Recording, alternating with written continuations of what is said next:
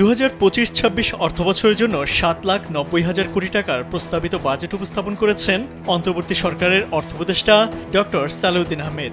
সমাজের বিভিন্ন শ্রেণীর মানুষের প্রত্যাশা পূরণে বাজেটে আলাদা আলাদা বরাদ্দ রাখা হয়েছে। খাতভিত্তিক থাকছে বড় অঙ্কের অর্থ বরাদ্দ। এত সব আয়োজনের মাঝেও জুলাই অভ্যুত্থানে শহীদ আহতদের কথা বলেনি অন্তর্বর্তী সরকার। আগামী বাজেটে জুলাই মাসের গণ অভ্যুত্থানে শহীদদের পরিবার ও আহতদের পুনর্বাসন ও সহায়তার জন্য 405 কোটি 20 লাখ টাকা বরাদ্দের প্রস্তাব রাখা হয়েছে।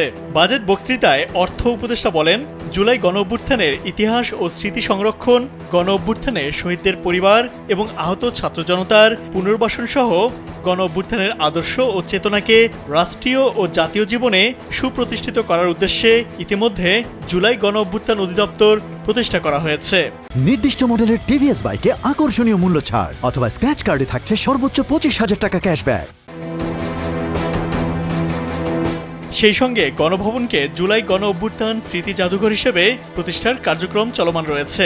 শিগগিরই জুলাই গণ অভ্যুত্থানে শহীদদের পরিবার ও আহতদের জন্য ভাতা প্রদানের লক্ষ্যে নীতিমালা প্রণয়ন করা হবে জানিয়ে অর্থ উপদেষ্টা বলেন, গণ অভ্যুত্থানে আহতদের চিকিৎসা ও পুনর্বাসনের জন্য প্রয়োজনীয় কার্যক্রম গ্রহণ করা হয়েছে। বিশেষ ঘোষণা আছে জুলাই যোদ্ধাদের জন্য।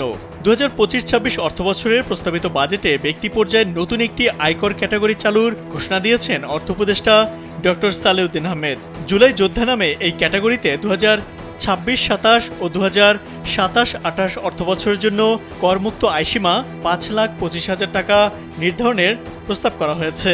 গেজেটভুক্ত জুলাই গণ অভ্যুত্থান 2024-এর আহতরা জুলাই যোদ্ধা হিসেবে এই সুবিধা পাবেন। এই দুই অর্থবছরে স্বাভাবিক ব্যক্তি করদাতার ক্ষেত্রে করমুক্ত আয়ের সীমা হবে 3,75,000 টাকা।